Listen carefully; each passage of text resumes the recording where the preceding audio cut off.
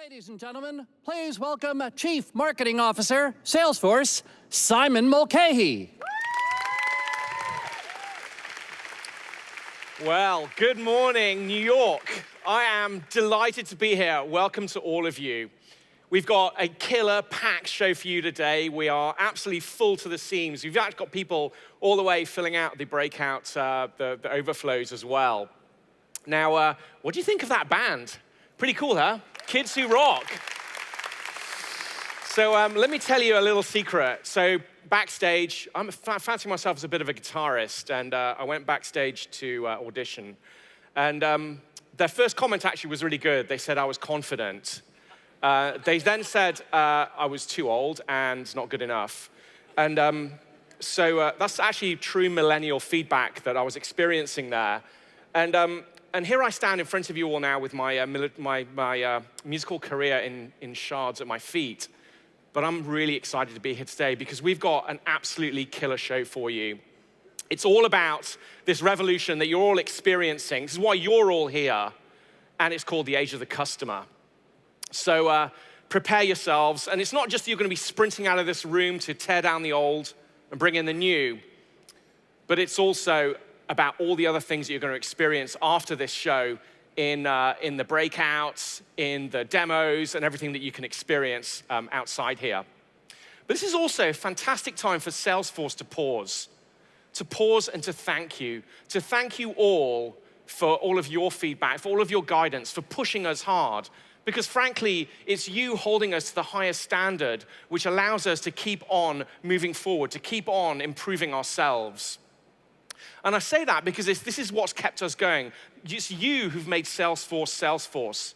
And actually, among the people who are probably the most pushy out of all of you are what we call our MVPs. And I'm actually delighted that we actually managed to get a lot of them here today. And I believe our MVPs are around here somewhere. Can you all just stand up a minute? Our MVPs. I want you all to recognize these rock stars. Thank you. Thank you for pushing us. So this team of people, and there are a myriad of these around the world, they twist, they push, they flex Salesforce in every single way possible to really, really expose all the things that we need to do next to make Salesforce better. So thank you, MVPs, for really pushing us harder. Thank you, everyone, for making Salesforce who we are today. And look what we've achieved. This has been now 17 years of Salesforce growth. 17 years of moving to become, this year, the 4th largest software company in the world. And yes, we've achieved some pretty amazing awards along the way, entering the Fortune 500, one of the most admired companies in the world, one of the most innovative companies in the world.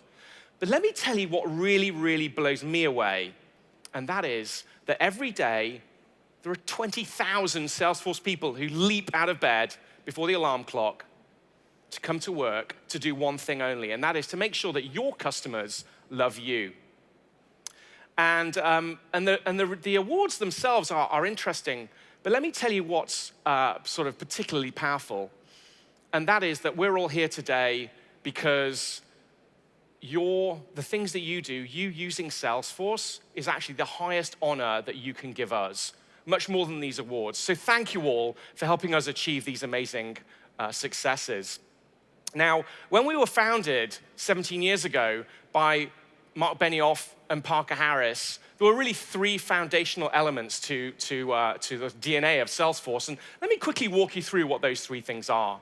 The first was a new technology model. And when this came out, this transformed the enterprise software industry immediately.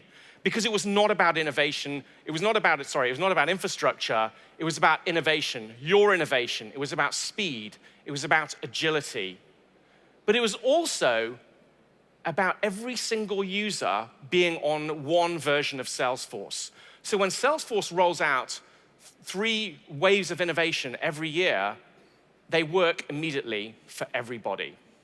Now, at the bottom, below all of that, foundational to all of that, of course, is trust. None of that would exist without trust. And that means that the largest, most demanding enterprises in the world, as well as the smallest, most hair-on-fire startups, are all safe and sound knowing that they're working on the world's most trusted enterprise cloud. That's the first, very most important pillar of Salesforce's DNA. The second, though, was a new business model. And the new business model was as revolutionary then as it is now. And it starts with our subscription pricing model, a subscription pricing model which ties your success to ours. And simply put, this is effectively saying that Salesforce can't grow unless you're successful. And that's why we have an army of customer success executives who run around the world, and their job is only to make sure that every single day your implementation works, that you're getting the success out of Salesforce that you need. And it's not just Salesforce employees, it's also an army of our partners, our systems integrators, our ISVs, an army of some of the best and brightest names in the world. And we're all standing shoulder to shoulder, focused on your customer success. And here's the thing, this is not you buying Salesforce. You didn't buy Salesforce, you join a movement. You join Salesforce, and that's what's so exciting about this. The third pillar, though, is what we call the philanthropic model. This is 1% of Salesforce's time, equity, and product is given to nonprofits. And when you ask Mark and Parker years ago when they started Salesforce how important this would be, they would say it was important, but they did not realize just how important. 17 years later, this is one of the single most important decisions they've ever made. Just look at these statistics. 1.4 million service hours, $120 million in grants, 28,000 nonprofits use Salesforce, 250 million donated products. This is a revolution. And it's not just Salesforce driving this. There are over 780 companies who are also doing exactly the same thing. There's going to be over 1,000 companies doing this by the end of the year, I promise you. Now, I joined Salesforce actually about 8 years ago from the World Economic Forum. And the mission of the World Economic Forum was to improve the state of the world. And actually, it's because of this that I'm still here. It's so fundamental to the culture of Salesforce. That's why I'm underlining it. Now, I was actually at the World Economic Forum in 2006. And I remember getting into a cab at the time up there in Davos at the annual meeting. And in that same car was Archbishop Desmond Tutu and Bono. And it was a pretty amazing cab ride. I'm sure you've all had experiences like that, maybe even getting here. Ubers are pretty cool, but maybe not that cool. But here was what was really amazing, and that was at the time, Bono had just launched Red. And I say that story because I'm standing here today, actually really, really excited, and actually honored that I'm going to invite on stage to join me Deb Dugan, the CEO of Red. Give a large, warm round of applause for Deb.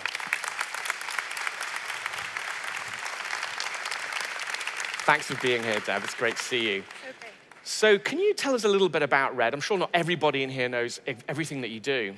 Well, first of all, I have to say, as unusual as it is to get into a cab and find Desmond Tutu and Bono, it's really unusual to wake up in the morning and go to work and have Bono as a boss. But it's been quite a great experience. The World Economic Forum, Red was brought to be to solve a problem, a very real problem. And that is, and I don't mean to be Debbie Downer, but 35 million in a 30-year period have died of AIDS on this planet. That's about the population of Canada. So picture Canada with no people. That's how many have died, and 37 million still have the disease. So Red came to put red-hot urgency and pressure and heat on this issue, and to couple with companies to bring money and heat to this issue and to eradicate AIDS. So here we are 10 years later. I am a mother of 3. I go to Africa quite often. Like Mark Benioff says quite often, it's really not about charity, it's about justice. Where you are born shouldn't determine whether or not you live. And so you see that every life has equal value. So when you see a mother who has HIV and does not want to pass it on to their child, which, by the way, 600 mothers do a day in sub-Saharan Africa, if you can get them the pills for 30 cents, they live and they don't pass it on to their children. So we couple with companies. There's been 65 in the 10 years, and Salesforce has just joined Red and is setting a great example and helping us enormously. Fantastic. And honestly, the impact that you're having on the world is just staggering.